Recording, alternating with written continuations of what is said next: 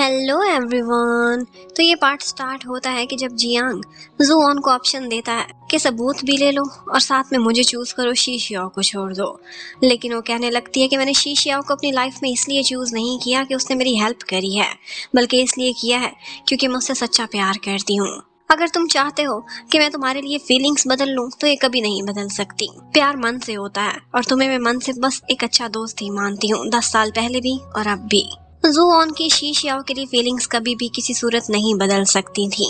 वो उससे कहती है कि जियांग, मुझे ये भी पता है कि 10 साल पहले जो इंसिडेंट हुआ था, लूही को हमारे बारे में पता चला था, वो भी तुमने ही बताया था। लेकिन फिर भी मैंने तुम्हें माफ किया क्योंकि तुम ये इंटेंशनली नहीं कर रहे थे। लेकिन अब जिस तरह की शर्त तुमने मेरे सामने रखी है, मेरा नहीं मन करता कि तुम्हें अपना फ्रेंड भी मानूं। अब से हमारे रास्ते जुदा होते हैं। और वो उसे रिजेक्ट करती हुई वहां से बाहर आ जाती है। शीशियाओ बाहर खड़ा उसका वेट कर रहा था।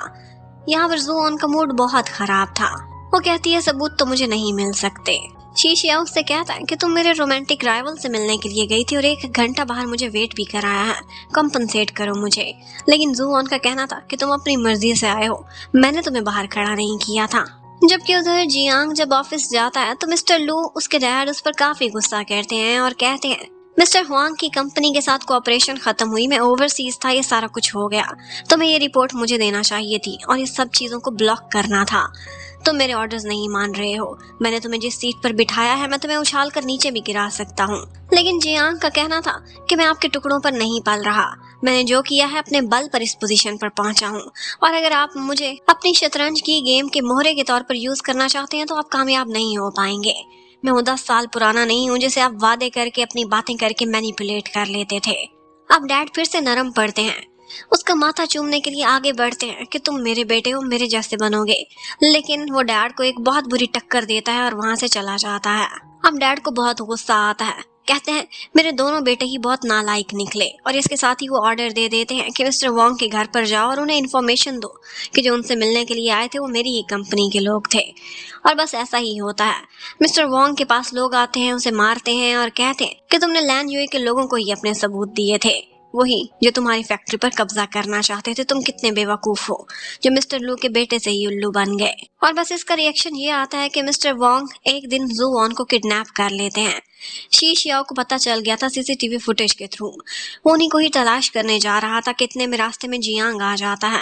उस पर गुस्सा करता है कि ये सारा कुछ तुम्हारी वजह से हुआ है, तुम्हें उनसे चोरी छुपे मिलने के लिए गए थे। लेकिन वो कहता है तुम आओ मेरे साथ, हम मिलकर जुऑन को बचाएंगे। वो एक ही गाड़ी में जा रहे थे। यहाँ पर जियांग अपनी पुरानी सारी हरकतों पर उससे माफी मांगता है। कहता है कि हमेशा मैं तुम्हें अपने एक कंपैरिजन के तौर पर देखता था, राइवल के तौर पर, इसीलिए मैं तुमसे और लू फैमिली से नफरत करता था। लेकिन अब इन चीजों से मैं बहुत ऊपर जा चुका हूँ और जो तुम्हारा और जुऑन का मैंने दिल दुखाया है उस पर मैं अपोलोजाइज इस फॉर्म में करूंगा कि तुम्हारी हेल्प करूंगा। वो दोनों एक जगह पहुंचते हैं जो कि फैक्ट्री थी मिस्टर वोंग की, और इसके बारे में जियांग को इन्फॉर्मेशन थी। अंदर मिस्टर वोंग जुऑन से कह रहे थे कि तुम क्या कर रही थी, मिस्टर लू के ही बेटे को मेरे पास लेकर आई थी, चाल चल रही थी और मेरी बेटी को भी इमोशनली तुमने ट्रैप कर लिया था। अब सारे सबूत मेरे हाथ से निकलकर मिस्टर लू के पास जा चुके हैं। तुमने मुझे बर्बाद कर दिया, मेरी फैमिली को कर दिया। और इसके साथ ही वो वहां पर केरोसिन फेंकने लगते हैं। पर एंड टाइम पर वहां शीशियाओ पहुंच जाता है जो जुऑन के प्यार में इतना अंधा था कि कहने लगता है मैं हूँ मिस्टर लू का बेटा, प्लीज मुझे पकड़ लो, मुझे किडनैप करो, तुम्हें कंपनसेशन में हर चीज मिलेगी, जुऑन के बदले कुछ भी नहीं मिलेगा। बस वो किसी तरह से जुऑन को आजाद करके खुद कैद होना चाहता था। लेकिन अब की बार जुऑन उसे बलि का बकरा कभी नहीं बनने देगी। वो किसी तरह से अपने हाथ छुड़ाती है और इसके साथ ही वो मिस्टर वोंग पर उस समय अटैक कर देती है जब वो शीशियाओ को पकड़ने वाले थे। और इतने में उसके हाथ एक सॉ लग जाता है। वो इसी सॉ के थ्रू शीशियाओ पर अटैक कर रहा था। पर आज के दिन तो जुऑन एक जंगली बिल्ली बनकर उसे नोच के रख देती है। वो पास्ट को कभी रिपीट नहीं होने देगी। उसे पूरी तरह से कवर कर लेती है कि कोई भी आंच शीशियाओ पर ना आए। इतने में जियांग पहुंच जाता और मिस्टर वोंग को बेहोश कर देता है। वो खुश हो रहा था कि उसने इन दोनों की हेल्प की है। कहता है मैं सही टाइम पर आया। अब शीशियाओ थोड़ा बहुत जख्मी हो गया था और बस वो जुऑन से अपनी बहुत सारी सेवा कराता है। इसी तरह से इनके बहुत सारे स्वीट से मोमेंट्स भी थे, लेकिन साथ साथ जुऑन परेशान भी थी क्योंकि जो सबूत उसे चाहिए थे वो उसे मिल नहीं रहे थे। इतने में उसकी किस्मत साथ देती है। गुयान ने उसे कॉल की थी, वो अपनी मॉम से मिलने के लिए जाती है। उसकी मॉम कहती है कि 10 साल बाद तुम वो इंसान बनी हो जो मुझे बनना चाहिए था। तुम मिस्टर लू से अपने डैड का और अपनी फैमिली का बदला लेना चाहती हो, ये सब मुझे करना चाहिए था। ये सारा कुछ करने में मैं तुम्हारी थोड़ी सी हेल्प कर सकती हूँ। और उसने मिस्टर लू के साथ रहते हुए कुछ ऐसे डॉक्यूमेंट्स अपने पास सेव कर लिए थे जिनकी इस वक्त जुआन को सबसे ज्यादा जरूरत थी। उसकी मॉम उसे बेस्ट विशेस देती हैं और कहती हैं कि तुम लाइफ में बहुत आगे जाओगी क्योंकि मैंने एक गलत रास्ता चुना था और तुमने सही चुना है। और बस इसी के साथ ही उनके रास्ते भी अलग हो जाते हैं। अब फाइनली बोर्ड ऑफ डायरेक्टर्स की मीटिंग बैठी हुई थी क्योंकि मिस्टर वोंग ने पुलिस के सामने बहुत सारे इल्जाम मिस्टर लू पर लगाए थे और अब मिस्टर लू से कंपनी वाले खुद ही इन्वेस्टिगेशन करेंगे। और बस इसी मीटिंग के बीच जुओन अंदर एंटर हो जाती है। मिस्टर लू से निकालना चाहते थे कि इसका यहाँ क्या काम है, इसे तो डिसमिस कर देना चाहिए। लेकिन जुओन कहती है आपको करने की जरूरत नहीं, मैं खुद रिजाइन कर रही हूँ। और यहाँ पर वो आंटी ची लान की रिक्वेस्ट पर आई थी क्योंकि उसके पास कुछ ऐसे सबूत थे जो कि बोर्ड ऑफ डायरेक्टर्स को देखने चाहिए थे। अब अपनी मॉम के दिए हुए डॉक्यूमेंट्स और मिस्टर वोंग के दिए हुए एविडेंस, ये सारा कुछ मिलाकर वो एक ऐसी रिपोर्ट प्रिपेयर करती है जिसके थ्रू पता चलता है कि मिस्टर लू कंपनी को बदनाम कर रहे थे अपनी उल्टी सीधी हरकतों से। वो ऐसी शेडी डील्स करते थे कि जिसके बाद ना सिर्फ कंपनीज बल्कि फैमिलीज बर्बाद हो जाती थी, लोगों की जान चली जाती थी, लेकिन उनके बिजनेस के फायदे के सामने उन्हें कुछ नहीं दिखता था। जब उनका ये चेहरा बोर्ड ऑफ डायरेक्टर्स के सामने आता है तो वो सारे लोग उन्हें अपने साथ रखने से इनकार कर देते हैं। जब वो आपके और 20 साल पहले के सबूत दिखाती है कि मिस्टर लू ने किस तरह के काम किए थे, तो अब वो एक शर्मिंदा सा फेस लेकर वहाँ बैठे हुए थे। बोर्ड ऑफ डायरेक्टर्स ने उन्हें उनकी पोजीशन से निकालकर बाहर फेंक दिया था। जुओन अब जीत चुकी थी, लेकिन जाते जाते वो मिस्टर लू से कहती है कि 20 साल पहले उस फैक्ट्री के मालिक का नाम आपको याद है? उसका नाम मिस्टर जू था, जो कि ऑफ कोर्स जुओन का भी सरनेम था।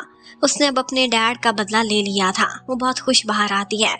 आगे शीशिया उसका वेट कर रहा था। वो दोनों मिलते हैं। फाइनली उनके ऊपर से बर्डन उतर चुका था। अब शीशियाओ अपने साथ जुओन को लेकर दादाजी से मिलने के लिए जाता है। दादाजी कहते हैं तुम दोनों कंपैटिबल नहीं, मैंने 10 साल पहले भी मना किया था। लेकिन शीशियाओ कहता है कि आपने 10 साल पहले जो वादा लिया था वो इस टाइम तक वैलिड नहीं है।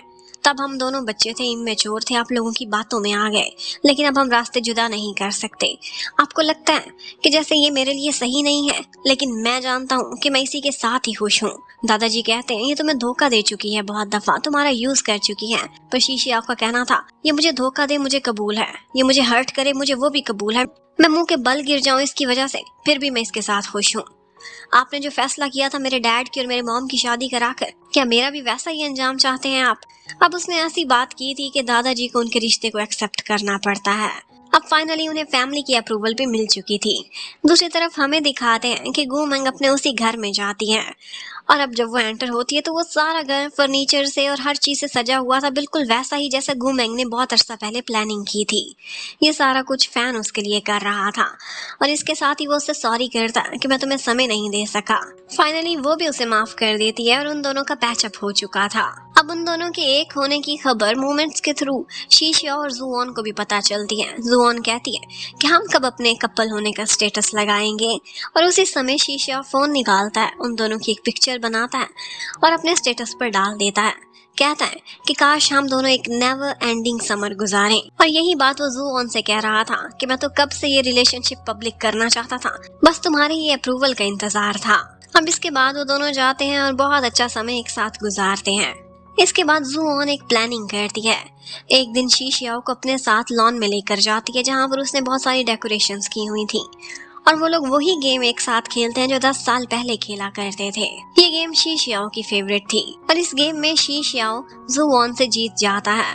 जुओन जानबूझकर उससे हारी थी और इसके साथ ही एक मैसेज पॉपअप होता है, शीशियाओ क्या तुम मुझसे शादी करोगे? वो तो हैरान रह जाता है। जुओन उसके लिए एक रिंग लेकर खड़ी थी और कहती है कि मैंने लाइफ में तुम्हें बहुत हर्ट किया है, लेकिन और नहीं करना चाहती, कंपनसेट करना चाहती हूँ। मैं जानबूझकर तुमसे हारना चाहती हूँ जीतते हुए भी, इसीलिए तुमसे पहले ही मैं तुम्हें प्रपोज कर रही हूँ क्योंकि तुम्हारा मुझ पर बहुत कर्जा है। और इसके साथ ही वो उससे कहती है कि मैं सारी जिंदगी तुम्हारे साथ बिताना चाहती हूँ। पहले मुझे लगता था कि हमारी हैप्पी एंडिंग नहीं हो सकती, लेकिन अब जो भी एंडिंग हो, क्या तुम मुझसे शादी करोगे? और ये प्रपोजल देखते ही शीशियाओ की तो आंखों में आंसू आ जाते हैं। अब यहाँ पर वो दोनों एक हो चुके थे और वो दोनों इकट्ठे अपना क्वालिटी टाइम भी बिताते हैं। अब नेक्स्ट डे शीशियाओ आर्ट एग्जीबिशन की तैयारियों में लगा हुआ था। उसने अब ऑफिस में काम छोड़ दिया था, सिर्फ आर्ट को ही टाइम देता था। अब ज़ूऑन ऑफिस जाती है कुछ कोलीग्स को उसकी आर्ट एग्जीबिशन के कार्ड्स देने के लिए कि यहीं पर ही उसका आमना सामना जियांग से होता है। वो अब लैनयूए कंपनी में काम छोड़कर जा रहा था। कहता है मैं अपनी मम्मी के साथ एक लंबी वेकेशन गुजारना चाहता हूँ और जाते हुए उसे ये भी कहता है कि बेशक तुम मुझे फ्रेंड ना मानती हो फिर भी मैं तुम्हें बेस्ट विशेस देना चाहता हूँ। अब आर्ट एग्जीबिशन का दिन आ जाता है। यहाँ पर बहुत सारी पेंटिंग्स थी। इनमें से कुछ शीशियाओ की थी और कुछ उसकी मम्मी की थी और एक उसकी मम्मी ने जो इनकम्प्लीट छोड़ दी थी वो भी उसने मुकम्मल कर दी थी। अब इसी एग्जीबिशन में ज़ूऑन के लिए कुछ हिंट्स थे। एक बो था और उसके आगे एरोज लगे हुए थे और बस उन्हीं को ही लिंक करती करती वो एक पॉइंट पर पहुंचती है। यहाँ पर उसके लिए एक ड्रेस था और शीशियाओ ने मैसेज छोड़ा था मैं तुम्हारा वेट कर रहा हूँ। वो वही ड्रेस पहनकर तैयार हो जाती है। शीशियाओ उसे स्कूल में लेकर आता है उनके उसी हिडन पॉइंट पर जिसे उसने आज डेकोरेट किया हुआ था और अपनी उन पेंटिंग्स की एक छोटी सी एग्जीबिशन भी लगाई हुई थी जो उसने एक्सक्लूसिवली ज़ूऑन के लिए ही बनाई थी। ये सारा मंजर बहुत ही रोमांटिक था। वो आगे बढ़ता है और फिर आर्टिफिशियल स्नोफॉल भी कराता है। ज़ूऑन कहती है ये सब क्या है और इसके साथ ही वो नील डाउन होकर उसे प्रपोज करता है। कहता है तुमने बेशक मुझे पहले कर दिया हो लेकिन फिर भी ये तुम्हारा अधिकार बनता है। अब बताओ तुम शादी करोगी ना मुझसे? और ऑफ कोर्स वो यस कर दिया। दोनों ने ही एक दूसरे को प्रपोज किया था और फिर इसके साथ ही हमें पता चलता है कि उन दोनों की शादी हो चुकी है और इस न्यूली मैरिड कपल का एक इंटरव्यू इस टाइम पर गूमेंग ले रही थी। शीशियाओ अपने कैरियर के बारे में भी बताता है कि किस तरह से उसे ज़ूऑन ने एक इंस्पिरेशन दी थी और वो उसके साथ कितना हैप्पी और रिलीव्ड फील करता है। ज़ूऑन बताती है कि मेरी लाइफ बिल्कुल एक फ्री फॉल की तरह से थी लेकिन मेरी लाइफ में जब भी मैं डेड एंड के करीब जाती थी तो ये मेरा पैराशूट बन जाता था। मुझे ऐसा नहीं लगता था कि जैसे मैं गिर रही हूँ, मुझे लगता था मैं फ्लाई कर रही हूँ। अब वो उनसे क्वेश्चन करते हैं पहले शीशियाओ से कि तुम्हें कब इससे प्यार हुआ था। वो कहता है 2016 की समर्स में जब हम दोनों इकट्ठे थे। लेकिन यहाँ पर ज़ूऑन बिल्कुल खामोश हो जाती है। शीशियाओ कहता है क्या तुम्हें तब मुझसे प्यार नहीं हुआ था? और वो अपना आंसर देती है, कहती है 2013 में, यानी कि शीशियाओ से भी 3 साल पहले। उसने ये बात कभी शीशियाओ को भी नहीं बताई थी। वो एक दफा हॉस्पिटल में थी। जब उसकी ग्रैंडमा की बीमारी का उसे पता चला था तो वहीं पर ही शीशियाओ था जिसने उसे टिश्यू पेपर दिया था उसके आंसू साफ करने के लिए। उसके बाद एक दफा वो स्कूल की दीवार फलांग कर नीचे आया था। ज़ूऑन ने उसे देख लिया था और उसने रिश्वत के तौर पर उसे एक जूस दिया था कि किसी को बताना ना मैं लेट आया हूँ। और बस स्कूल में 3 साल पहले से ही वो उसे प्यार करती थी, उस पर अपना क्रश रखती थी लेकिन कभी किसी को बताया नहीं था। उस दिन असेंबली में भी जब उसने सारी असेंबली बर्बाद कर दी थी और इतना वबाल मचाया था तब भी वो उसे प्यार से देख रही थी। और तो और एक दफा फोटो बनाते हुए वो उसकी फोटो के बैकग्राउंड में आ गया था। बेशक उसका फेस क्लियर नहीं था लेकिन उसी समय उसने ज़ूऑन के दिल पर अपना एक क्लियर इमेज बना लिया था।